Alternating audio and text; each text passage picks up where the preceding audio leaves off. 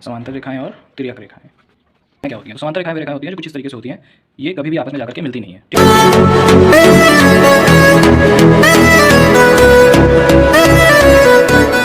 चलो, तो हम लोग पहुंच गए हैं अपने क्लास 9 मैथमेटिक्स के चैप्टर 6.2 पर। यहाँ प्रश्नावली 6.2।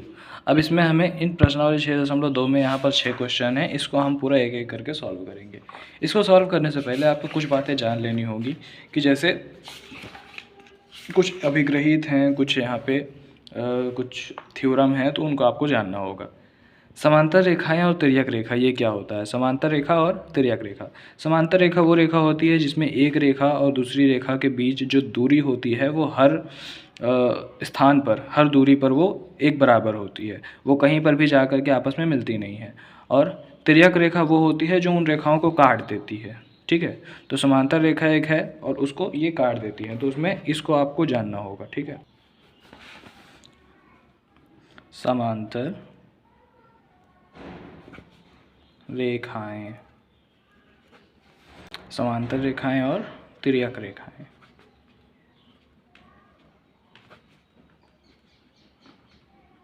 समांतर रेखाएं और तिर्यक रेखाएं क्या होती हैं? तो समांतर रेखाएं वे रेखाएं होती हैं जो कुछ इस तरीके से होती हैं, ये कभी भी आपस में जाकर के मिलती नहीं है, ठीक है। तो ये हो गई समांतर रेखा, और इसमें जो ये तीसरी एक रेखा आकर के इनको काट देती है, ये होती है तिर्यक रेखा। तो समांतर रेखा वे रेखाएं हैं जो आपस में कभी मिलती नहीं है, इनके बीच की दूरियां हर स्थिति में एक समान होती है। और तिर्यक रेखा वो होती है जो किसी एक रेखा को काट देती है, ठीक है। तो ये हो गई तिर्यक रेखा। अब इसमें जैसे अगर मैं इसको L मान लूँ, इसको M मान लूँ और इसको N मान लूँ, ठीक है। तो ये L M N यहाँ पर रेखाएं हैं, इसमें कुछ कोण यहाँ पर बन जाएंगे, ये और यहाँ पे ये। इनको मैं नाम दे देता हूँ 1 2 3 4 5 6 7 8। तो ये सब जो कोण हैं, ये सारे कोण में कई सारे यहाँ पर रिलेशन आ जाते हैं कि जैसे आपका ये 1 और 4 जो है ये शीर्षाभिमुख कोण है, तो ये आपस में बराबर होंगे। 3 2 जो है ये भी शीर्षाभिमुख कोण है, ये आपस में बराबर होंगे। 5 4 आपस में बराबर होंगे, ये एकांतर कोण की प्रॉपर्टी से बराबर होंगे। तो ये सारी कई सारी प्रॉपर्टी हैं। अगर मैं यहाँ पर लिखूँ शीर्षाभिमुख कोण,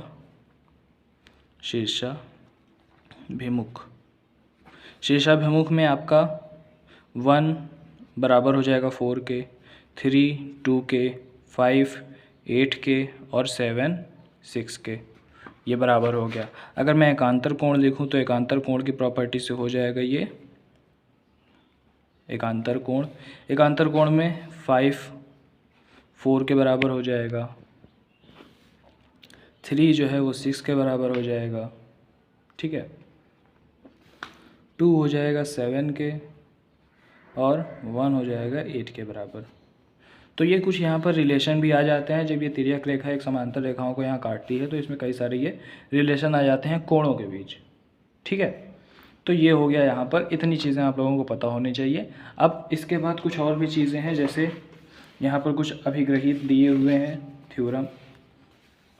अभिग्रहित यहाँ पर हैं ये, यदि एक तिर्यक रेखा दो समांतर रेखाओं को प्रतिच्छेद करे तो संगत कोणों का प्रत्येक युग्म बराबर होता है। संगत कोणों का प्रत्येक युग्म बराबर होता है मतलब कि ये जो कोण है यहाँ पर, ये आपका कोण 3 और ये 5, इन दोनों का अगर मैं जोड़ दूँ तो ये उतना ही होगा जितना 4 और 6 को जोड़ने पर होगा। ये कोण आपस में बराबर होंगे। ये थ्योरम हमारा यही कहता है। ये थ्योरम यही कहता है कि अगर आप इस कोण को इस कोण से अगर जोड़ दोगे एक तरफ के कोण को, तो दूसरी तरफ का कोण का योग भी उतना ही होगा। तो यही हमारा ये थ्योरम कहता है। इसके बाद अगला जो थ्योरम है वो है कि यदि एक तिर्यक रेखा दो रेखाओं को इस प्रकार प्रतिच्छेद करे कि संगत कोणों का युग्म बराबर हो तो रेखाएं परस्पर समांतर होती हैं।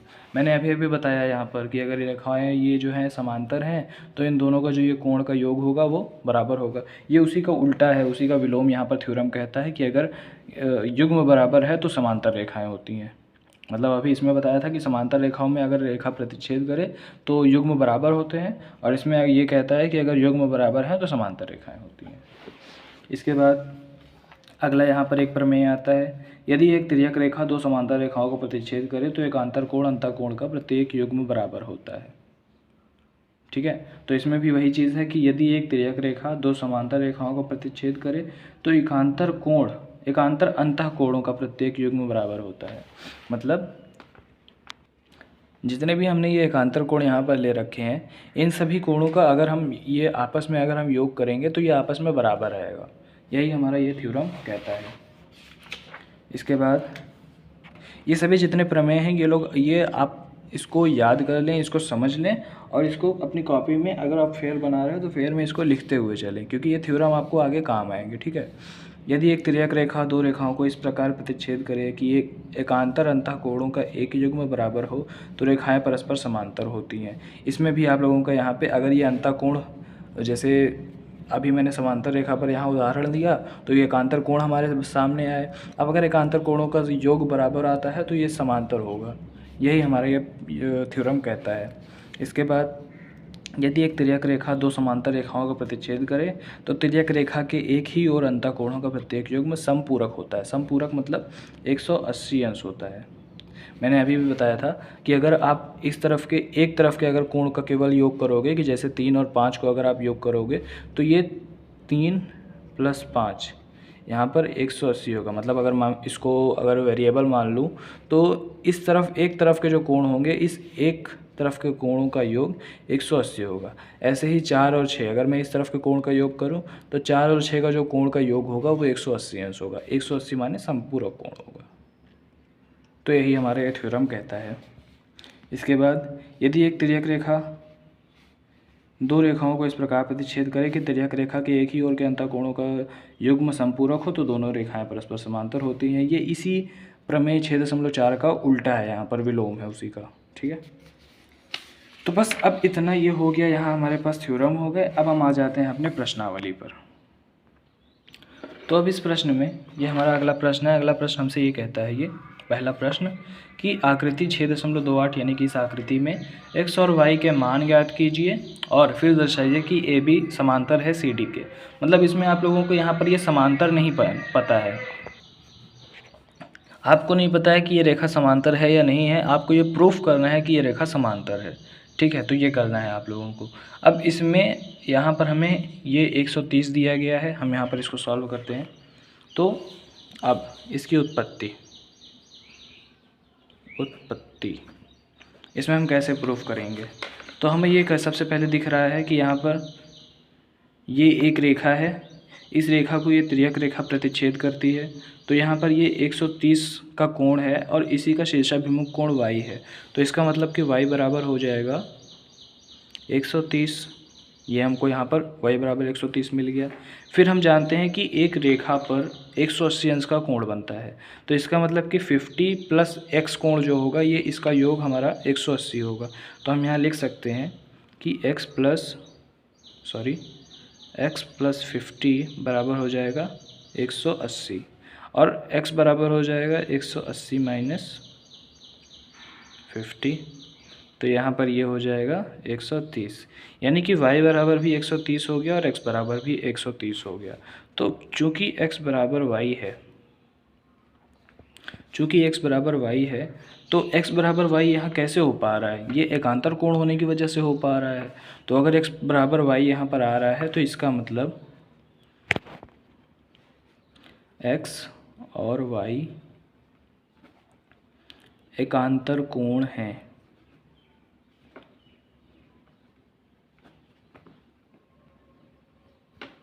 ठीक है। और यदि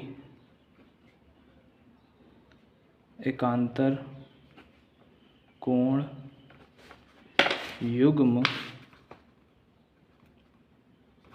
बराबर होते हैं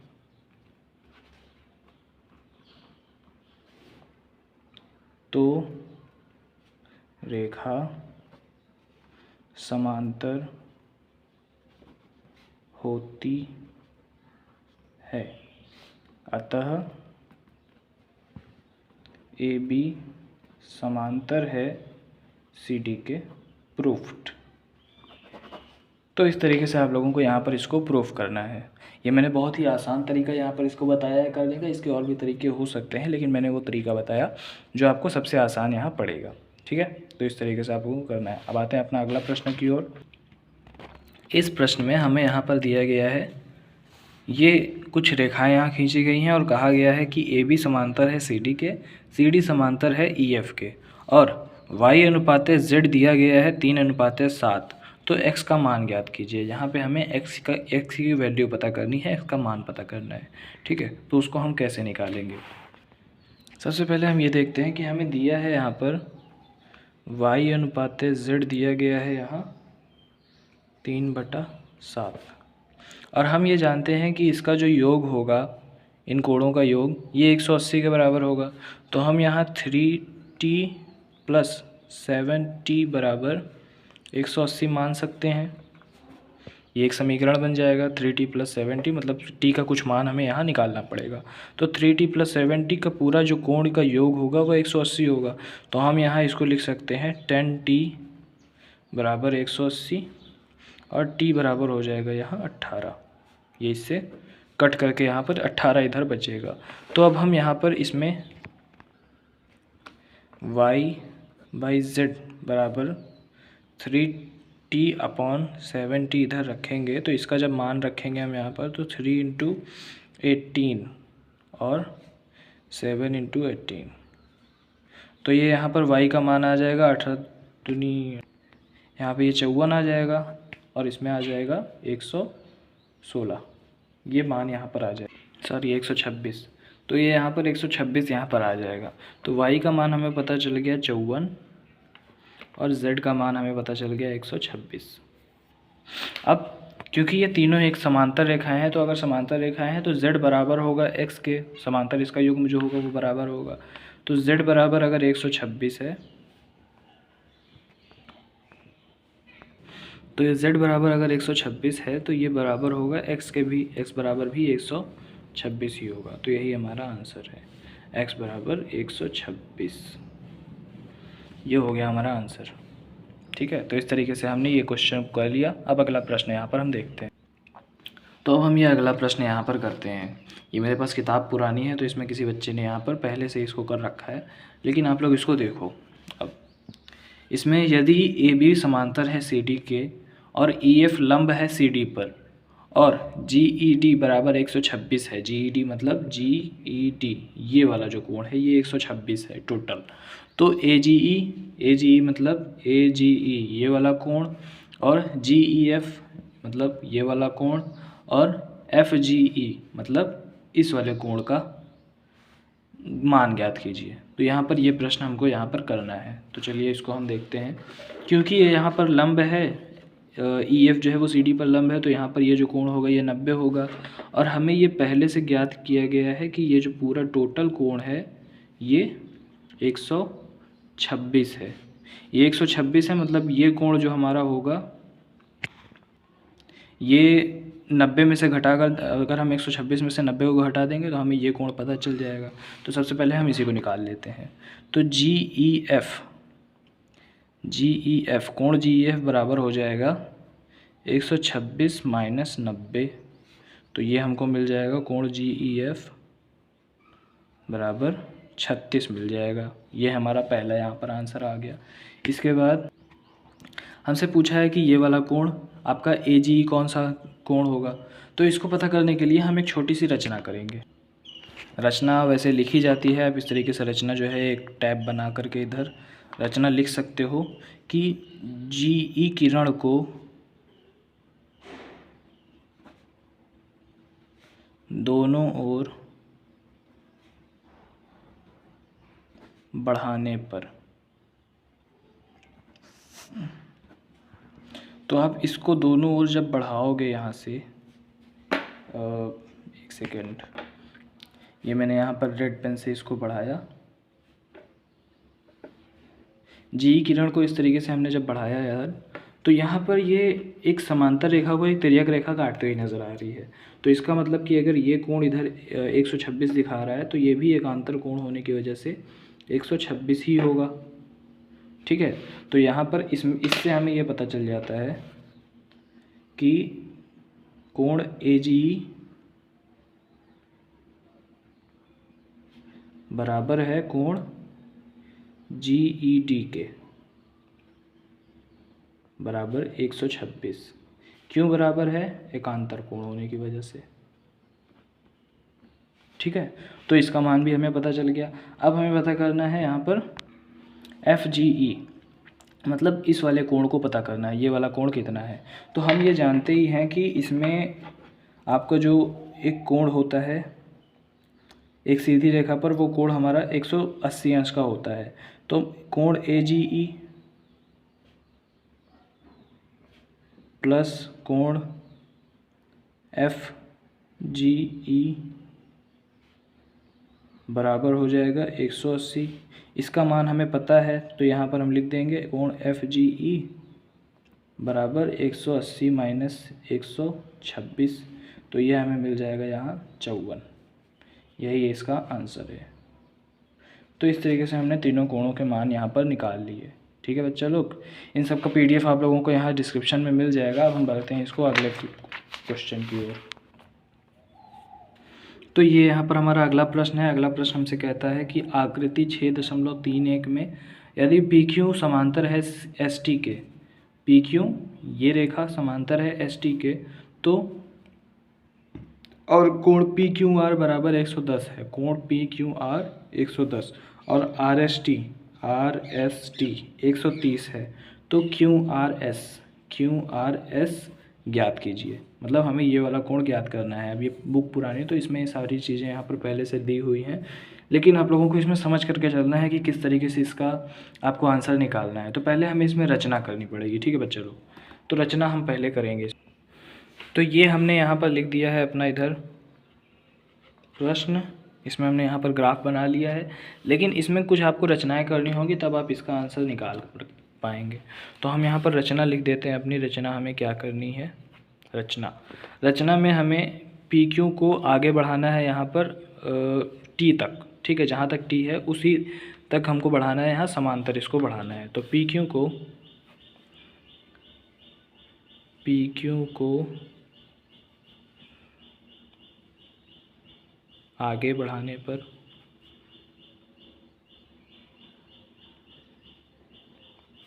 व ST को भी हमें आगे बढ़ाना है यहाँ पर इस तरफ। तो ST को आगे बढ़ाने पर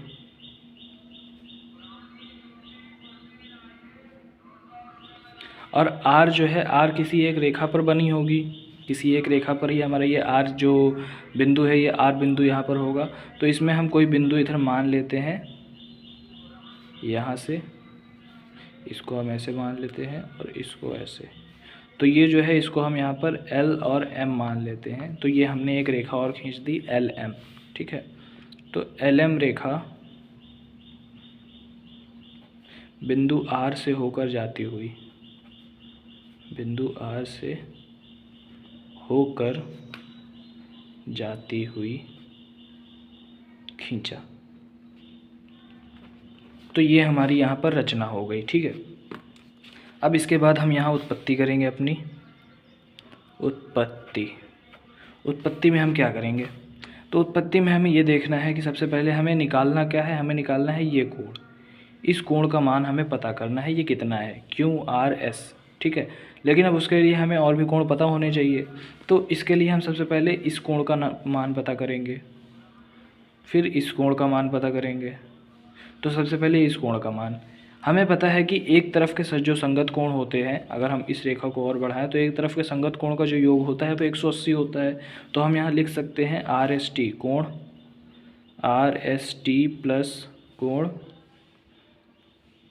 SRT बराबर हो जाएगा 180। तो RST का मान हमें यहाँ पर पता है 130 प्लस यहाँ कोण SRT बराबर 180 दिया है। तो यहाँ कोण SRT बराबर हो जाएगा 180 माइनस 30। तो यह हमें मिल जाएगा कोण SRT बराबर 50। इसी तरीके से जब हमें ये पता चल गया, SRT 50 पता चल गया, तो हम यहाँ पर QR और L पता करेंगे। सॉरी, ये SRT नहीं है, SRM है। यहाँ पर हमने एक दूसरी रेखा मानी है इधर, तो SRM। ठीक है, SRM।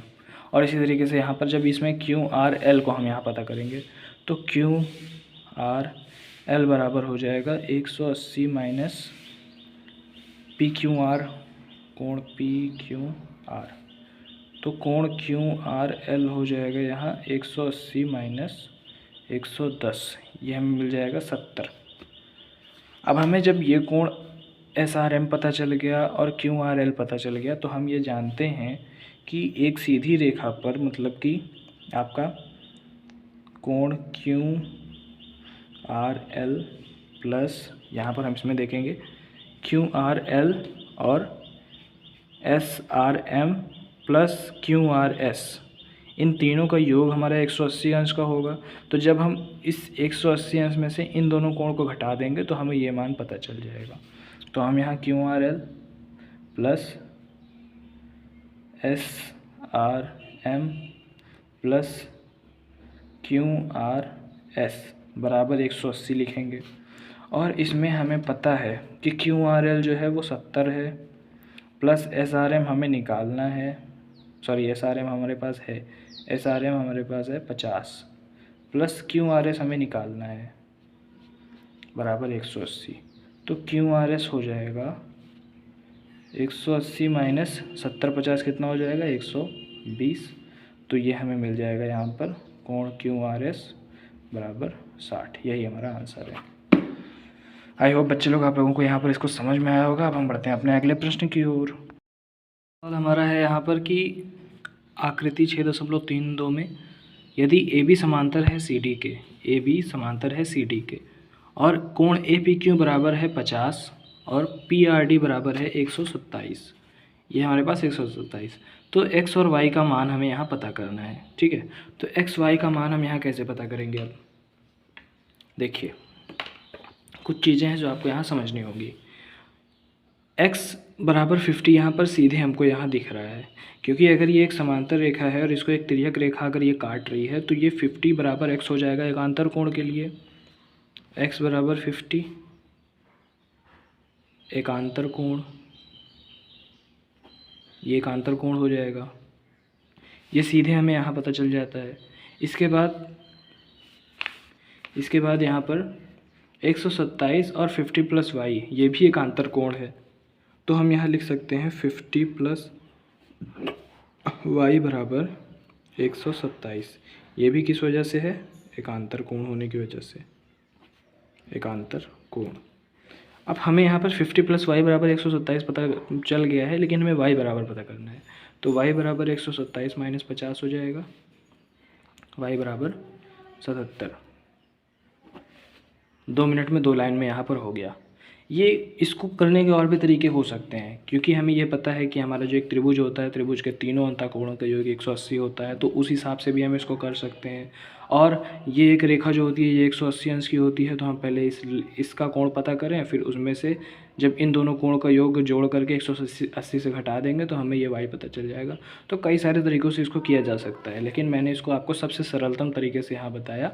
आप एकांतर कोण पता करके इन कोणों का योग यहाँ, मतलब इन कोणों का मान आप डायरेक्टली पता कर सकते हो। तो ये हो गया हमारा 5वां क्वेश्चन। इसके बाद अगला जो क्वेश्चन है यहाँ 6, तो आकृति 6 या आप लोगों को 6.33 दी गई है। अगला प्रश्न हमारा यहाँ दर्पण के ऊपर प्रश्न यहाँ पर दिया गया है। ये प्रश्न हमसे कहता है कि 6.33 पी क्यू और आर एस 2 दर्पण हैं जो एक दूसरे के समांतर रखे गए हैं। एक आपतन किरण ए बी, ये दोनों जो रेखाएं हैं ये मतलब एक दर्पण है और दर्पण यहाँ पर आपस में समांतर रखे गए हैं। ए बी मतलब कि ये वाली किरण दर्पण पी क्यू से बी पर टकराती है इस बिंदु पर, तो और परावर्तित किरण पथ बी सी चल कर, बी सी मतलब इस तरह से चल करके आर एस से सी पर टकराती है, यहाँ सी पर, और सी डी के अनुदिश परावर्तित यहाँ पर पुनः हो जाती है। सिद्ध कीजिए कि ए बी समांतर है सी डी के, मतलब इस रेखा को इस रेखा के समांतर हमें दिखाना है। तो अब सबसे पहली बात तो बच्चे लोग आप लोग जान लो कि ये जो प्रश्न है ये बहुत ज़्यादा इंपॉर्टेंट नहीं है आपके सिलेबस के लिए, क्योंकि ये परावर्तन अपवर्तन का यहाँ पर इसमें नियम लगने वाला है, और परावर्तन और अपवर्तन जो है वो कक्षा 10 की फिज़िक्स में, भौतिक विज्ञान में वहाँ पर है। तो कक्षा 10 के विद्यार्थी तो इसको आराम से कर सकते हैं, आपके लिए थोड़ा सा कठिन होने वाला है, इसलिए ये प्रश्न जो है ये आपके एग्ज़ाम के उससे एग्ज़ाम में आपका नहीं आने वाला है। ठीक है, तो ये बहुत ज़्यादा इंपॉर्टेंट नहीं है, लेकिन फिर भी आप लोग इसको देख लो कि इसको कैसे करना है। तो इसमें परावर्तन और अपवर्तन का नियम लगना है, और इसमें हमें कुछ रचना भी यहाँ पर करनी है। हमें रचना ये करनी है कि यहाँ पर हमें बी पर और सी पर एक यहाँ लंब डालना है, इधर पी बी और C Q dash, P dash B और यहाँ सी क्यू डैश, यहाँ पर हमें एक लंब डालना है इधर। अब इस लंब को डालने के बाद हमें यहाँ पर एक नियम लगाना है कि पहले चीज़ तो ये आप लोग ये जो रचना हमने किया है, रचना को हम लिख लेंगे। रचना में हमें ये लिखना है कि हमने पी डैश बी लंब पी क्यू पर डाला और सी क्यू डैश हमने आर एस पर डाला, सी क्यू डैश लंब हमने आर एस पर डाला, और इतना हमने यहाँ पर ये रचना करी है। ठीक है, इसके बाद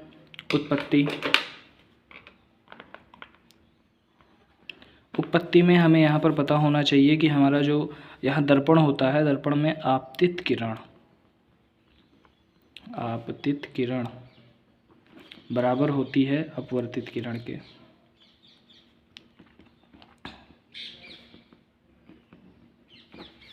या परावर्तित किरण के, जो भी हो, यहाँ पर परावर्तित भी हम लिख सकते हैं, परावर्तित किरण के। ठीक है, तो यहाँ भी परावर्तित किरण यहाँ पर हमने बात रखनी है, क्योंकि यहाँ परावर्तन हो रहा है, तो हमने यहाँ पर ये लिखा। अब इसके बाद अगर ऐसा है तो ये जो I1 है वो R1 के बराबर होगा, I1 बराबर होगा R1 के, I2 बराबर होगा R2 के। ठीक है, I1 बराबर होगा R1 के और I2 बराबर होगा R2 के। और क्योंकि हमने यहाँ पर ये लंब डाला है PB और P डैश बी और CQ डैश हमने लंब डाला है PQ और RS पर, तो इसका मतलब कि ये दोनों भी आपस में समांतर होंगे, यानी कि P डैश बी समांतर है CQ डैश के। ठीक है, और I1 और R2 यहाँ पर हम इसको समीकरण मान लेते हैं, समीकरण 1 और 2। तो I1 और R1, I2 और R2 आपस में बराबर हैं, तो इनका योग भी आपस में बराबर होगा। तो यहाँ पर I1 प्लस R1 बराबर होगा I2 प्लस R2 के। और I1 प्लस R1 हम क्या लिख सकते हैं, I1 प्लस R1 मतलब ये वाला कोण, I2 प्लस R2 मतलब ये वाला कोण। तो इसको हम लिख सकते हैं, I1 R1 को हम लिख सकते हैं ABC और BCD, इसको हम यहाँ पर लिख सकते हैं। तो यहाँ पर इसकी जगह पर हम लिख सकते हैं ABC और इसकी जगह पे हम लिख सकते हैं कोण BCD। अब अगर ये कोण आपस में बराबर हैं तो ये तो एकांतर कोण है, एकांतर कोण, क्योंकि ये दो समांतर रेखाओं को एक तिर्यक रेखा काट रही है, इसमें यहाँ पर ये एकांतर कोण यहाँ बन रहे हैं। तो इसका मतलब हमारा यही है कि अगर ये एकांतर कोण के उससे थ्योरम से, अगर एकांतर कोण के नियम से अगर ये बराबर है, तो इसका मतलब है कि हमारा जो AB रेखा है, AB समांतर है यहाँ CD के। तो ये हो जाता है इति सिद्धम।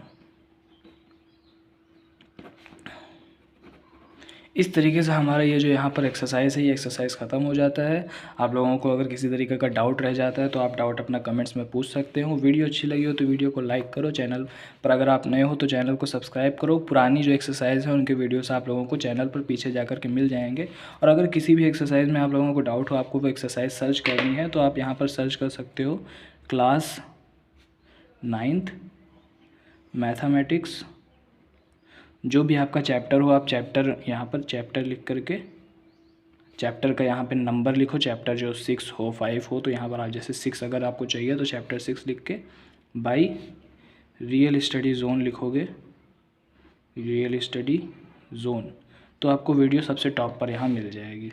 ठीक है, तो इस तरीके से आप यहाँ इसमें आप सर्च करके अपना जो चैप्टर है चैप्टर को पूछ सकते हो। और किसी भी तरीके का अगर आपको डाउट आता है तो आप डाउट अपना कमेंट्स में लिखो, वीडियो को अपने दोस्तों के साथ शेयर करो ताकि वो लोग भी पढ़ सकें। धन्यवाद, नमस्कार।